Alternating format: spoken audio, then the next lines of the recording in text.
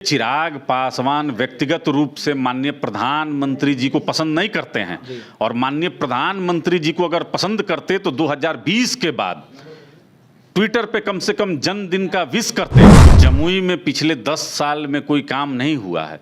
चिराग पासवान ने जिस गांव को गोद लिया था, आदर्श ग्राम बटिया, वो गोद में ही रह गया और 300 घर पर एक चापाकल है, सड़क की हालत जर्जर है और वहाँ तो जनता चिराग पासवान को अब पहचानने से भी इनकार कर रही है। बिहार में 2005 के बाद जनता दल यूनाइटेड और भारतीय जनता पार्टी की सरकार रही है और चिराग पासवान के अनुसार यही सरकार लूट खसोट की है। यह गंभीर आरोप हैं और एनडीए के बड़े नेताओं को इस पर विचार और विमर्श करना चाहिए। जितना काम हमारे नेता ने हाजीपुर में किया है, बिहार के 40 लोकसभा क्षेत्र में उतना काम किसी भी लोकसभा में नहीं हुआ है। 2024 का लोकसभा चुनाव होना है, लेकिन इससे पहले बिहार के एनडीए में कहीं ना कहीं सीट शेयरिंग को लेकर पेच फंसा हुआ है। एक तरफ चिराग पासवान है तो दूसरी तरफ पशुपति कुमार पारस है। ऐसे में सीट शेयरिंग को लेकर कई सारे सवाल उठाए जा रहे हैं। हमारे साथ बात करने के लिए राष्ट्रीय लोक जनशक्ति पार्टी के मुख्य प्रवक्ता चंदन सिंह जुड़ेंगे, बात करेंगे।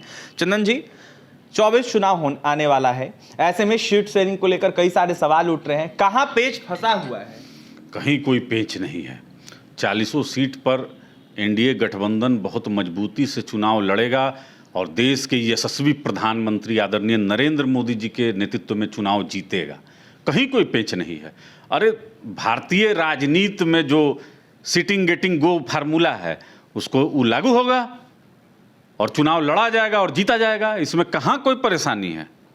चिराग पासवान अलग हाजीपुर सीट की मांग कर रहे हैं और भी कहीं कहीं देखा जाए तो मांग कर रहे हैं। वो ऐसे में कैसे देख रहे हैं? देखिए, चिराग पासवान अपने दल के इकलौते सांसद हैं। जमुई से वो चुनाव लड़े। हमारे साथ 5 सांसद हैं तो हम लोग अपने लोकसभा क्षेत्र पर चुनाव लड़ेंगे। हाजीपुर, नवादा, समस्तीपुर, खगड़िया में चुनाव हम लोग लड़कर जीतेंगे। इसमें कहाँ कोई दिक्कत है। जिसके पास जितने सांसद हैं उनका सीट बनता है। यानी किसी भी हाल में हाजीपुर से कंप्रोमाइज नहीं करेगा। हाजीपुर तो हमारी गंगोत्री है जी। स्वर्गीय रामविलास पासवान जी की कर्मभूमि है।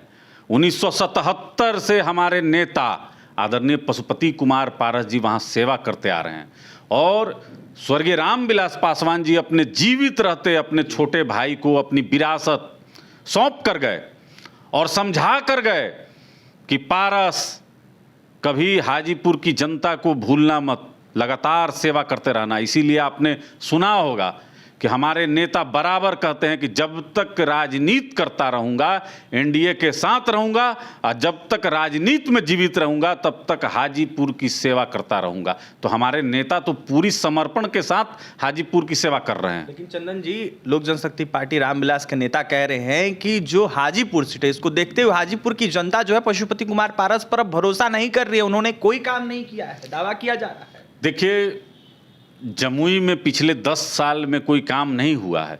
चिराग पासवान ने जिस गांव को गोद लिया था, आदर्श ग्राम बटिया, वो गोद में ही रह गया और 300 घर पर एक चापाकल है, सड़क की हालत जर्जर है और वहाँ तो जनता चिराग पासवान को अब पहचानने से भी इनकार कर रही है। जहाँ तक बात रही हाजीपुर की, हाजीपुर में हमारे नेता ने स्वर्गीय रामविलास पासवान के पदचिन्ह पर चलकर खाद्य प्रसंस्करण मंत्रालय का एक विभाग भी खोला है, जिससे वहाँ किसान को, युवाओं को रोजगार के अवसर प्रदान हो रहे हैं।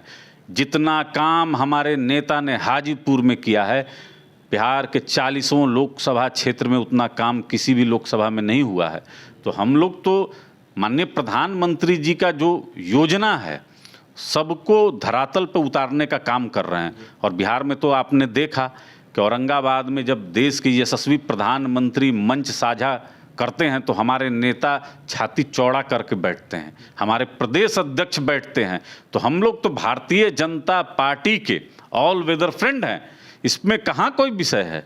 हम लोग को हमारी सभी सीटें मिलेंगी। चंदन सिंह जी, जिस तरीके से 24 चुनाव होना है उससे पहले बीजेपी के कई सारे दिग्गज नेता बिहार पहुंच रहे हैं, लेकिन कहीं ना कहीं देखा जाए तो चिराग पासवान किसी भी कार्यक्रम में नहीं पहुंच रहे हैं। ऐसे में क्या लगता है, नाराज चल रहे हैं क्या सीट शेयरिंग? देखिए, चिराग पासवान व्यक्तिगत रूप से माननीय प्रधानमंत्री जी को पसंद नहीं करते हैं, और माननीय प्रधानमंत्री जी को अगर पसंद करते तो 2020 के बाद ट्विटर पे कम से कम जन्मदिन का विश करते, नए संसद भवन के लोकार्पण में पहुंचते, और बिहार में जो 3 सभा हुई है माननीय प्रधानमंत्री जी का, वहां पर आकर शिरकत करते।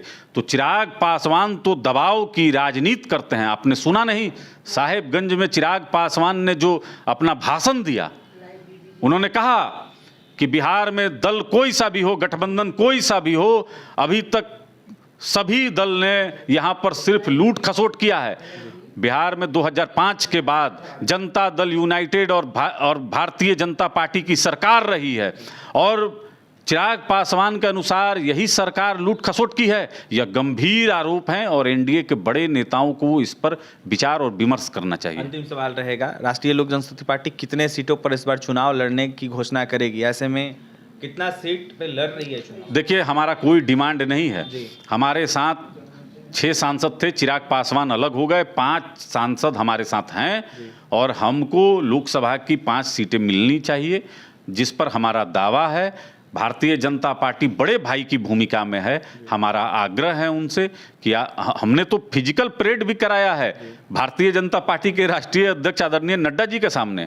तो हमारा आप दावा कह लीजिए, आग्रह कर लीजिए, और हम लोग के पास जो भी सांसद हैं वो जिताऊ हैं, लड़ने वाले हैं, भिड़ने वाले हैं, टिकने वाले हैं। तो हम लोग का यही आग्रह है गठबंधन में। देखिए, तो हमारे साथ बात करने के लिए राष्ट्रीय लोक जनशक्ति पार्टी के मुख्य प्रवक्ता चंदन सिंह थे। ऐसे में 24 लोकसभा चुनाव को लेकर जिस तरीके से खबरें आ रही है, इसको लेकर अपनी तमाम प्रतिक्रिया दे रहे थे। तो वहीं क्या कुछ कहते सीट शेयरिंग को लेकर, तमाम अनेक मुद्दों पर हमने चर्चा की, आपने सुना है।